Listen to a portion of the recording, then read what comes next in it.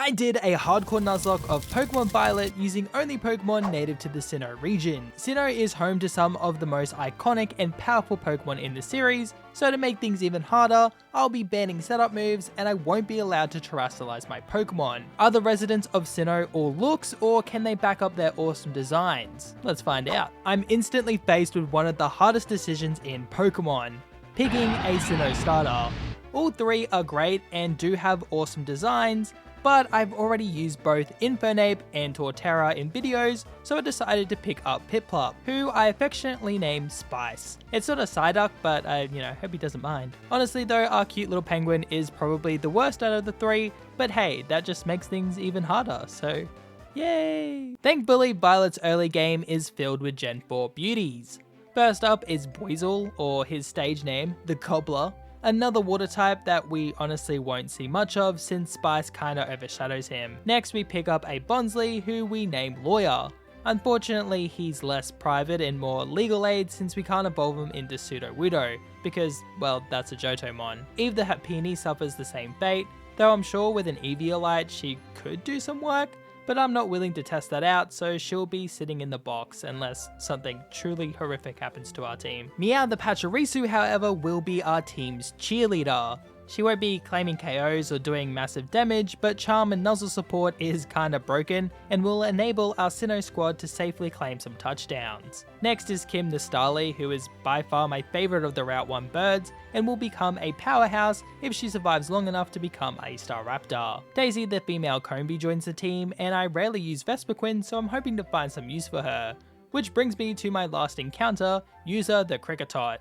Now don't sleep on my gal User here. She's able to evolve into Kricketune right before the first gym, and she's about to put on some casual, pointed-toe leather shoes because she's ready to stand on business. Initially, User's Fury Cutter is doing pitiful baby damage against Katie's Nimble, but with each successful hit, Fury Cutter just gets stronger as her second one is able to take it down. Fury Cutter is now pretty powerful, so Katie's Tarantula does go down in a single hit. Unfortunately, User fails to OHKO Teddiursa, and it is able to retaliate with its own Fury Cutter for massive damage. Not to worry though, User has her leather shoes in sports mode and outspeeds and finishes the battle off with a Struggle Bug, marking the first time I've swept literally anything with a Kricketune.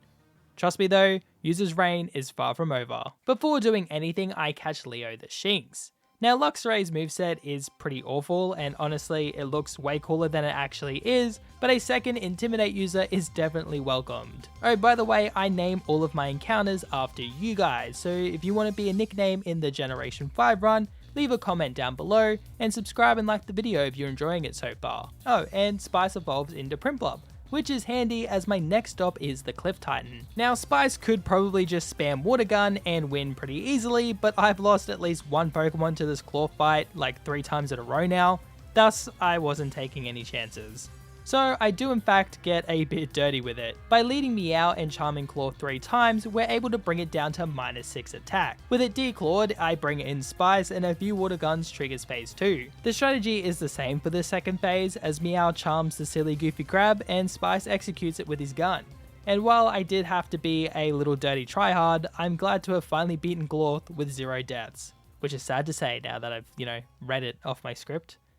God, I'm bad at this game. Well, it looks like User has pivoted her career. She's now in the gardening business, and Brassius needs some serious edging. Is that the term? Like when cleaning hedges or like whippersnipping?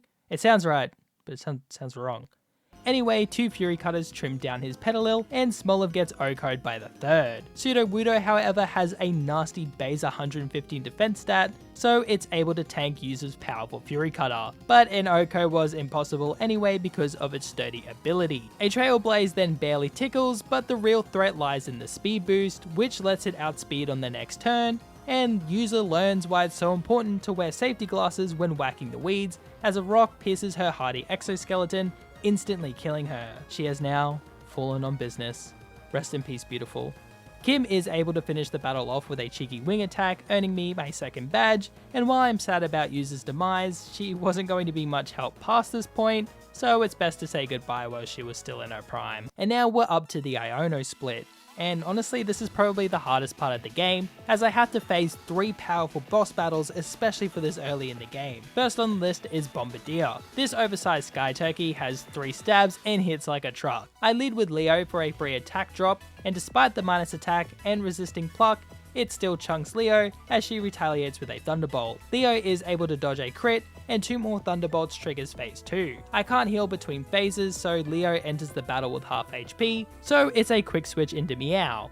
We do have to cycle between using Charm and Spark because of Torment, but by the end of it, Meow deals the finishing blow with a Spark. Giacomo and his Starmobile are a huge threat, especially this early in the game, with it being pretty damn tanky and having some really powerful Dark type moves. Being a Dark type trainer does mean I'm going to need a powerful fighting type, and well, who better than Prince the Gallade? One of the coolest fighting types in the game. Prince immediately makes his mark by one-shotting Poignard with a 4x super effective Sacred Sword. The Starmobile then enters the field and intimidates Prince, lowering his attack stat. I decide to bring in Leo for my own Intimidate drop, and before switching her out, I fire off a cheeky Thunderbolt for pitiful damage. I then opt to get a second Intimidate with Kim, and now at -2, the Prince can make his safe return to the battle. From here, 2 Sacred Swords can finish off the Starmobile, beating our first Team Star leader, but this would have been really difficult if we didn't have access to such a strong Pokemon this early. Iono is one of the scariest gym leaders in the game, having 2 fully evolved monsters on her team. So I go and grab a monster of my own, Kage the Lucario. Kage does need a quick warm up as he sweeps Nemona's team with Aura Spheres. And now Nemona is easy, like at this moment, but she'll become a real problem later. For now, I better focus on the current problem, and I know I just added Lucario to the team, a pretty great Pokemon, but the real monster is John, the Hippopotas. A tanky beast with Yawn support and an electric immunity is very welcome for this fight. Iono leads with Watch Roll, but John is able to take it out with 2 crunches thanks to the Sandstorm chip. Bellybolt then comes in and threatens John with a water gun, so I send out Meow, who walls the silly frog while spamming Charm to lower its attack to -6. This protects Prince from its powerful sparks, allowing him to safely take it down with 2 Sacred Swords. Iono's Luxio is out next, and I attempt to put it to sleep with Hypnosis, but I sadly miss, and Luxio takes advantage of this wasted turn and learns a critical hit Spark. I heal up a little with Life Dew, but it's just nowhere near enough to keep Prince safe. I have to switch here, so I bring in John, who can one-shot Luxio with a Dig. This then leaves Iono with her ace Mismagius, who terrors into an electric type. But its Levitate ability does make it immune to our Dig, so I try to put it to sleep with Yawn instead. But she loves to spam Confuse Ray, and this ultimately means John hits himself. I don't want John to eat a boosted Hex, so I switch into Daisy, and then right back into John on a Charge Beam. She does confuse us again, but this time John breaks through, landing the Yawn, which means I can send in Kage, as Mismagius falls asleep, and a combo of 2 Aurora Spheres and a Vacuum Wave claims the final KO and our 3rd badge. The next 2 bosses are super easy, as Spice washes away Mela's fire types with rain boosted serves, and Orthworm gets Goku'd by Aura Spheres from Kage. Which brings us to Kofu, and with a level cap of 30, I evolve Leo into Luxray, giving her a pretty good power boost, and then I add a new powerful electric type to the team, in Campbell the Magnezone. One of the best electric types in the game. So Kofu should be easy. Well, things start off a bit dicey as Veluza gets a massive crit on poor Campbell.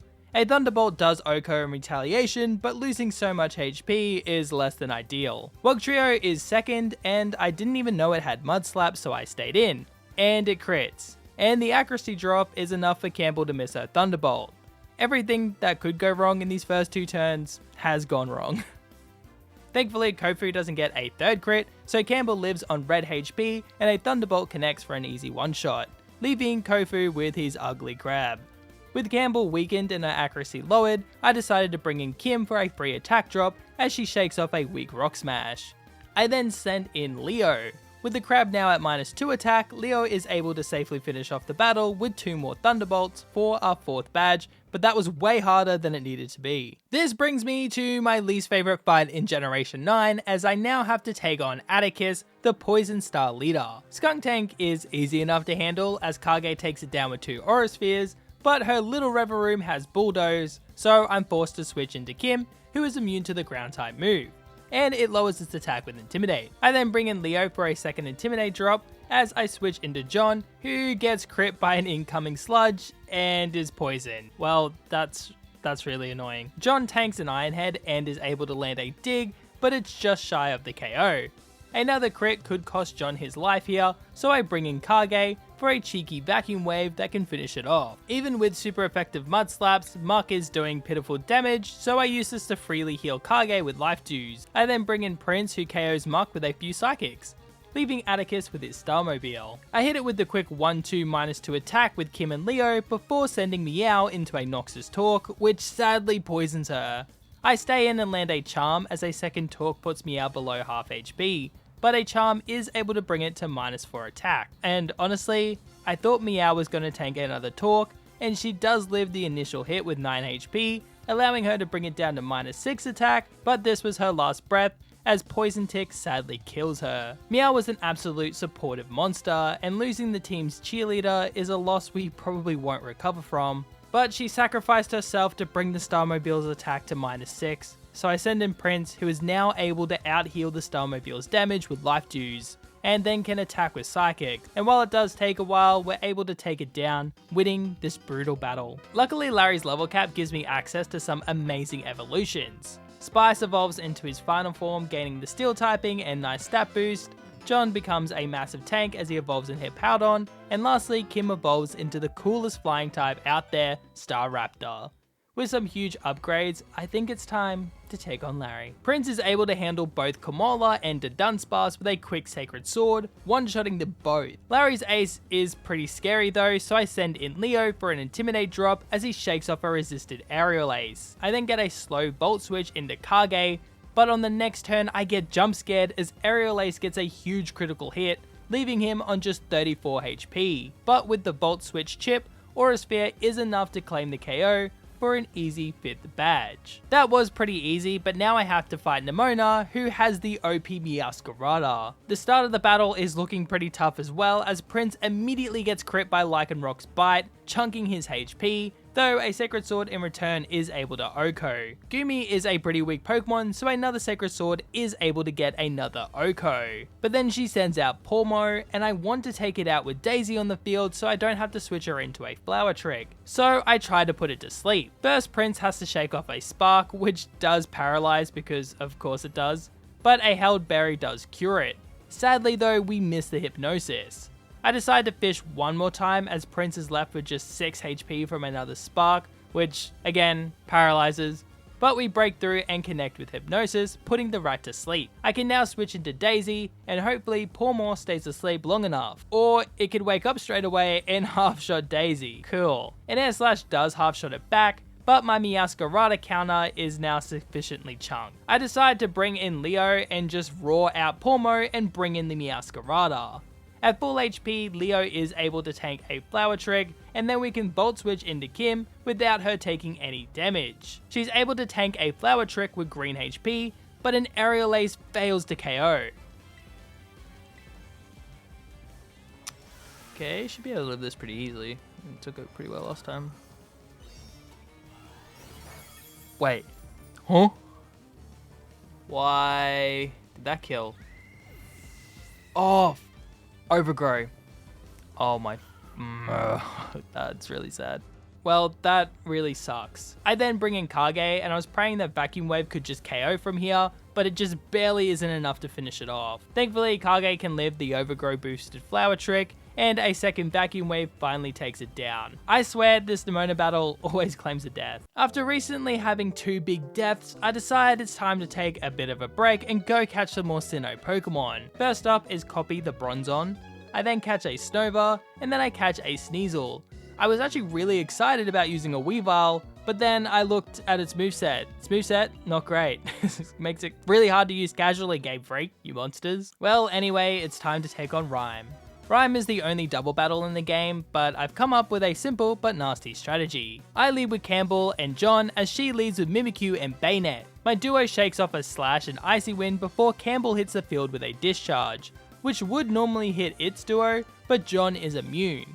Not only does it half-shot Bayonet and break Mimikyu's disguise, it also gets the double paralysis, and a crunch from John can bring Mimikyu below half HP. A flash cannon on the next turn is able to finish Mimikyu off, but I unfortunately misclick Sand Tomb against Bayonet, and after the sand chip, it lives on legit 1 HP. Thankfully on the next turn it isn't able to move and the sand finishes it off as Houndstone chills in the Phantom Zone. This brings in Rhyme's ace, and while a combo of Phantom Force and Hyper Voice does bring Campbell low, she's able to hang on and discharge half shots both Rhyme's Pokemon and paralyzes Houndstone. A crunch from John then KOs Toxicity, leaving Rhyme with Houndstone, but a crunch from John is able to take it down, winning our 6th badge. Well, with Rhyme taken care of, I've now got to take on Iron Shreds, and its Rapid Spin does a surprising amount of damage to Prince considering its low base power, and Prince's Sacred Sword falls short of the Oko, so I opt to switch into Kage, and based on how much I resisted Iron Head did on the switch, this was the best move. A Vacuum Wave can then outspeed and trigger Phase 2. Honestly, Phase 2 is far less stressful thanks to Arven's Scope Villain lowering its speed with Scary Face.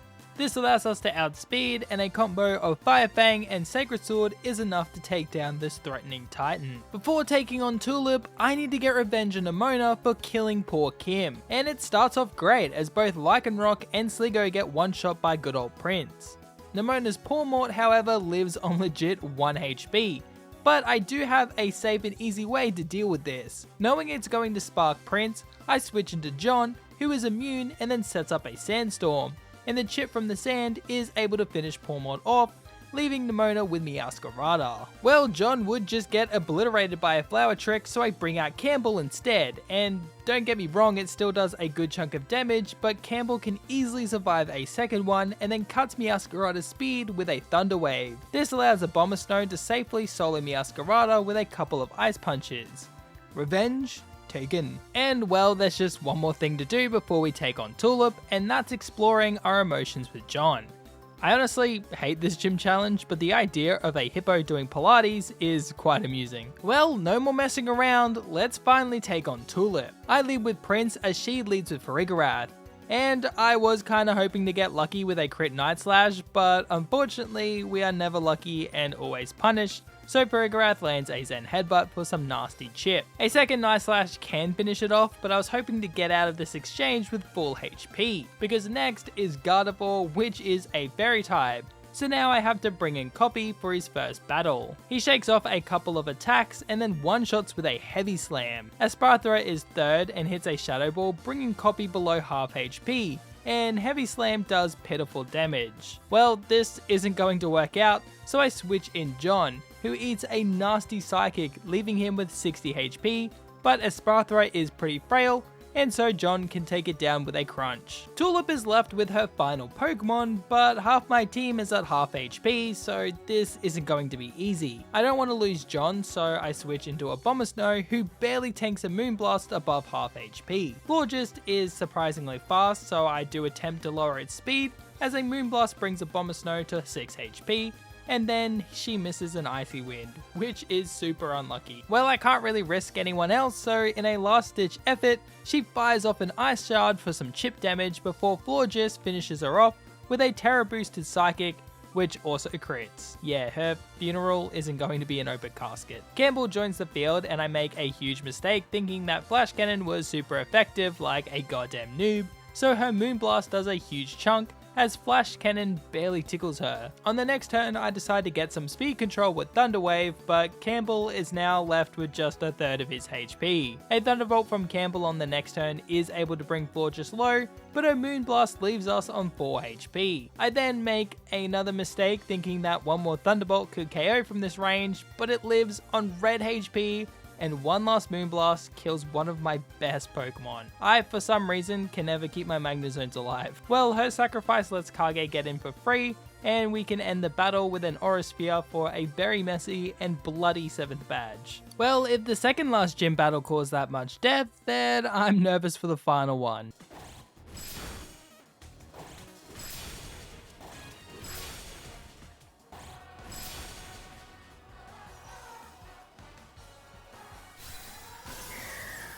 Oh, well, never mind. Lamau. While the gym challenge is complete, we still have a few fights to go before we can take on the Elite Four, and to beat these upcoming battles, I'm going to need some new Pokemon. First is Burger the Yanmega, one of the coolest new evolutions from Gen 4. Watson is up next, and having another strong ground type is more than welcome. Percy the Toxicroak and Lucas the Skuntank will be a great help against the upcoming star bosses. Darnell is yet another great ground type and a new flying type to finally replace Kim. Last but not least is the most forgettable Gen 4 evolution, Probopass, who we call Perk, and will actually be pretty helpful in the upcoming battle. First of the pre-Elite 4 battles is Ortega, and my best counter to his team is currently stuck in the death box.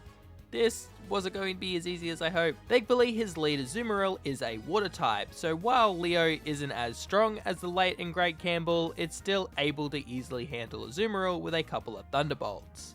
Next out is Wigglytuff, and despite being my starter, poor Spice hasn't gotten any real chances to shine, so Leo Volt switches him in, and a Flash Cannon can finish Wigglytuff off. Dashbun is out third, and Spice just barely misses out on the Oko, like that's legit 1 HP. This means Spice has to take a second crunch, but we finish it off with half HP remaining. Ortega is left with his Starmobile. It lands a depressingly weak Steel Roller, as Spice's Flash Cannon chunks it for a third of its HP. Sadly, on the next turn, it does steal a page out of Iono's book and confuses us with Confuse Ray, so of course Spice hits himself. He is British after all. Well, I don't want to play around with RNG, so I switch Lucas into a Magical Talk, which does hit pretty hard. A second one then leaves Lucas on 44 HP, and then confuses him. Thankfully he does break through, but then he just misses his gunk shot. Never lucky, always punished. Well, Lucas tried his best, but now it's time for a real professional to take on the field. And Perk not only breaks through confusion, but also lands his attacks. So 3 more Flash Cannons ends the fight. Probably one of my more messy Ortega fights, but we got through it with 0 deaths. I now have to take down the final Titan, and the Phase 1 Dodozo is pretty easy, as Percy's Dry Skin ability makes him immune to its water type attack, so it's as easy as spamming a few low kick. Well, if it ain't broke, don't fix it, and Percy kinda looks broke, I don't know, it doesn't look like it makes a lot of money. But anyway, we run it back with the low kick and poison jab spam to easily win Phase 2. But Tatsugiri is always a huge threat. It does waste the first 2 turns, but Poison Jab's damage isn't anything to be excited about, and on turn 3 it hits Percy with a Dragon Pulse, which definitely could have been fatal if it had crit. Percy is able to hit 1 more Poison Jab before I switch into Kage, and a takedown from Greedent puts Tatsu in range of Orosphere, which is enough to beat the final Titan.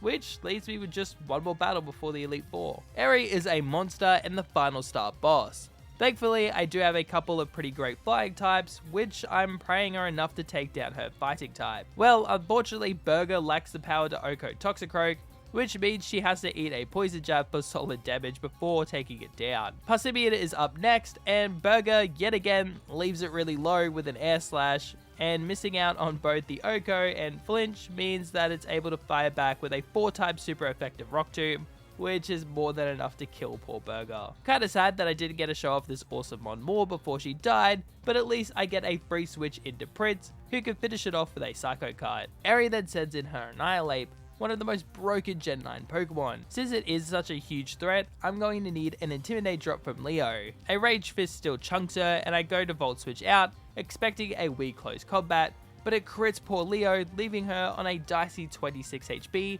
as I Volt Switch into Prince. This could have been a huge misplay, however, as Rage Fist becomes more powerful each time the user is hit by an attack. So the Intimidate drop was pretty useless, as Prince is outsped and hit by the nasty Ghost type move. Thankfully though, he is able to live on just 26 HP again, and a Psycho Cut can finish off arguably Eri's strongest Pokemon. Last up before the Starmobile is Lucario, and I don't want to risk it outspeeding Prince, so I switch into Darnell on the Dragon Pole. It then outspeeds and he has to take a second one, as Acrobatics isn't enough to Oko. I really don't want to lose another strong flying type, so I bring in the newest addition to the team, Drift the Drifblim. He's tanky enough to live a Dragon Pulse and Dark Pulse combo, and can finish Lucario off with an Acrobatics of his own. Drift then actually walls the Starmobile super hard, so after healing with Strength Sap, he's able to slowly chip away at it until it finally breaks down to a Shadow Ball. Eri was the final battle before the Elite Four, but there's still just one more thing I have to do before trying to get champion rank, and that's pick up one of the strongest and most feared Pokemon in the franchise.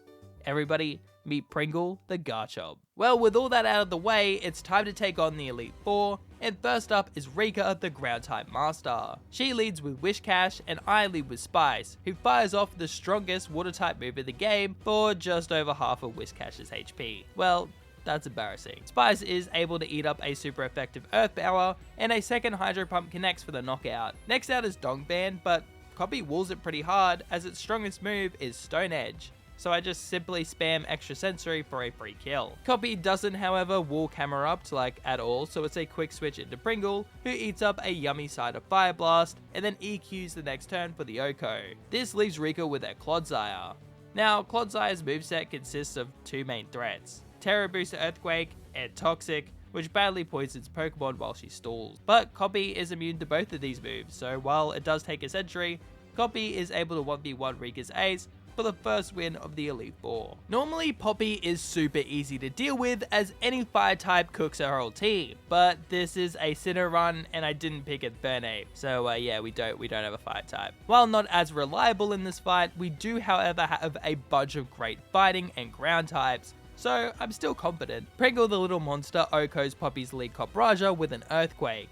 Unfortunately, her Corviknight though is immune to EQ thanks to its flying typing, so I have to bring in Leo. A Thunderbolt brings Corviknight in range of Volt Switch, KOing on the next turn and giving me a free switch into John as Poppy sends in Bronzong. While I can't EQ Bronzong either because it has Levitate, I crunch it for super effective damage instead, and it barely tickles John with an Iron Head, so it's a pretty easy 1v1. Magnezone is Poppy's fourth Pokemon, and it wastes a turn by setting up a Light Screen, so John is able to proc it sturdy with an Earthquake. John then takes a Flash Cannon, but Crunch in retaliation is able to finish it off. And this leaves Poppy with her final Pokemon, an ace, Gigatung. I want to shut down its powerful Terra boosted Gigaton Hammer as quickly as possible, so I switch into Leo, lowering its attack stat as she shakes off the incoming hammer. She then shakes off another weak attack before Volt switching safely into Pringle, who wins the fight with one last Earthquake for a pretty easy win.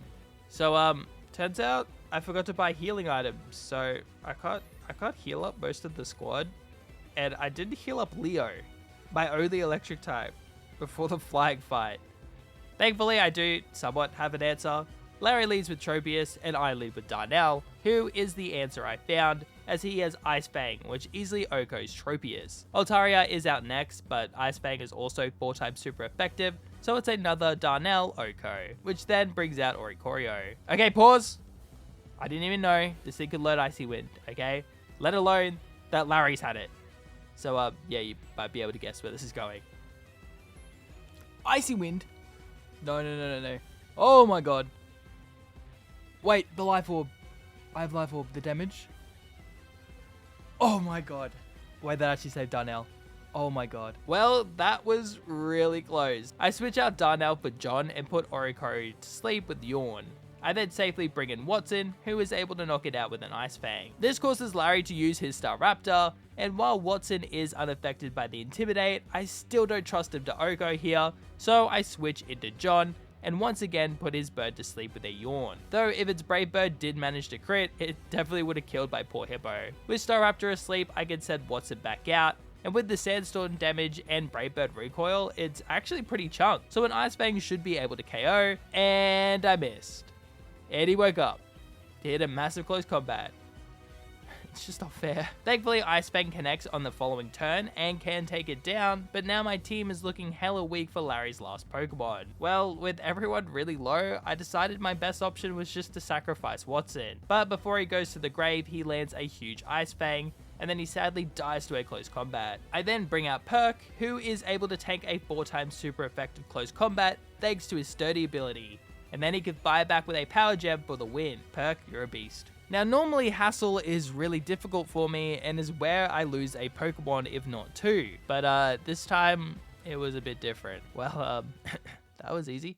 We've beaten the Elite Four and now I've got to take on the champion of Paldea, Geeta. She leads the battle with Sprathra and I lead with Lucas. Yeah, that's right. I brought Skuntank to a champion battle. Don't know if that's a testament to how bad Geeta is or how bad I am. Well, maybe it's on me because after tanking a Dazzling Gleam, Night Slash isn't even able to Oko, so Lucas is brought to half HP before finishing Asparathra off. This brings in Geeta's Avalugg, and it definitely sees the kill with Earthquake on Lucas, so I switch into Copy, who is immune to the attack. Copy then base Avalugg to use Crunch, so I pivot into Kage, who eats the attack. Kage then outspeeds and OHKOs with an Aura Sphere on the next turn. Next is Go-Go, but Drift is the real GOAT and is able to wall it no problem, as 2 Acrobatics destroys it. King Gambit is 4th and definitely could kill Drift here, so I switch into Kage once again, and Aura Sphere claims another OHKO. Well, it's been smooth sailing so far, but it wouldn't be my dumbass playing if I didn't eventually misplay,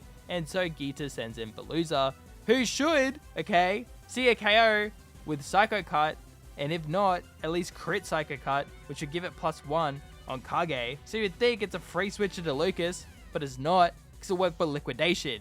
Well, I'm kinda too lazy to keep Lucas alive, so I let Veluza finish him off with an Aqua Jet. This triggers his Aftermath ability for some slight chip, which is enough for Pringle to come in and revenge kill with Earthquake. This just leaves one final Pokemon standing between me and champion rank, Gamora, and Pringle one-shot it. Woo, champion rank baby! But the game isn't over yet. I've got 4 more big battles to get through before the final boss, but honestly, Arven, Clavel, and Penny were all pretty easily dealt with. Nemona, however, was a different story. Spice locks in and one-shots her Lycanroc with a Surf, though it was able to set up rocks before leaving the field. Pawmort is next, and it kinda hard counters Bonpolion, so I bring in Pringle on a double shock that he's immune to. And on the next turn, EQ ends Pawmort. Goodra is next, but I'm locked into Earthquake because of a held Choice Scarf, so I switch back into Spice. Dragon Pulse is its best move against Spice, and it's not doing very much damage, so Spice can safely KO with 3 Ice Spinners, though he is left pretty low. Orthworm is 3rd for Nemona, and Spice doesn't have the tools to OHKO it, so I have to bring in Kage, though I do have to switch him into a pretty nasty body press. Kage retaliates with an Aura Sphere, which cleanly OHKOs the happy little worm. And next is the Dunsparce, and this is where things go horribly wrong. Yeah, I kinda just assumed that Aura Sphere would one-shot here, because I mean it one-shot Larry's, and we're like stronger now, but it doesn't. It kills freaking Kage, dude. This one hurt. Kage has been with us for a pretty long time, and he's kind of been the GOAT of the run, so it's really sad that he had to go this way. With a heavy heart, I bring in Prince and finish the murderer off with a Sacred Sword, leaving Nemona with her ace Meowscarada. I assume that Prince can tank at least one Flower Trick, but it just play roughs instead, which does bring Prince dangerously low, but a Sacred Sword hits just as hard. Meowscarada dows outspeed, so I have to switch into Copy, who actually walls Meowscarada pretty hard and can finish it off with a Heavy Slam. And with that, we've beaten one of the toughest fights in the game, but not without losing one of our MVPs. Rest in peace, Kage. Well, it's time for the final battle, AI Toro. His lead Iron Moth is 4 times weak to Pringle's EQ, so it's an easy OHKO. Iron Bundle is then baited out due to its freeze dry, so I switch as well, bringing in Copy, who is able to 1v1 it pretty easily, but this is mainly because Brother was mad tweaking and kept spamming Snowscape, so it only ever hit Copy twice before being finished off by an extra sensory. Third is Iron Thorns, who hits a nasty Thunder Punch on Copy, while his Gyro Ball barely touches it in return. Well, it doesn't matter because it's a safe switch into Pringle, and another 4 times super effective EQ gets another KO. Iron Hands then enters the battle and immediately crits with a Fake Out. It then lives in Earthquake from Pringle, which is a testament to its bulk considering it was a super effective attack from a Garchomp, and then it retaliates with a Drain Punch, which could have killed Pringle if it crit. Thankfully, it didn't heal out of kill range, so a second EQ finishes it off. Iron Jugulis is a flying type, so I can't hit it with my ground type moves, so I do have to switch. I decided to bring in John, who is tanky enough to eat up 2 Dark Pulses while hitting Jug with a Yawn. I can then switch into Leo, who should be tanky enough to live at least 1 Dark Pulse, and then can use the free turn of sleep to OHKO with a Thunderbolt, leaving Toro with his final Pokemon, Iron Valiant. I need to make a sacrifice here, so I sadly send in John to die to a couple of Brick Breaks, which then lets me send Leo back out for an Intimidate drop without him taking damage, which in turn allows him to live a Spirit Break and Bolt Switch into Spice. Valiant's Brick Break does huge damage, but Spice hangs on and lowers its attack even further with a Charm. And thanks to that, Spice can live a second Brick Break with 19 HP, and this triggers his Torrent ability, boosting his water type moves, which is enough for a Surf to KO Valiant. And with that, I've beaten a Pokemon Violet Hardcore Nuzlocke using only Sinnoh Pokemon. If you enjoyed, make sure to check out my Storm Silver video. It's one of the best and hasn't really gotten the love it deserved. Anyway, thanks for watching guys. See you all next time.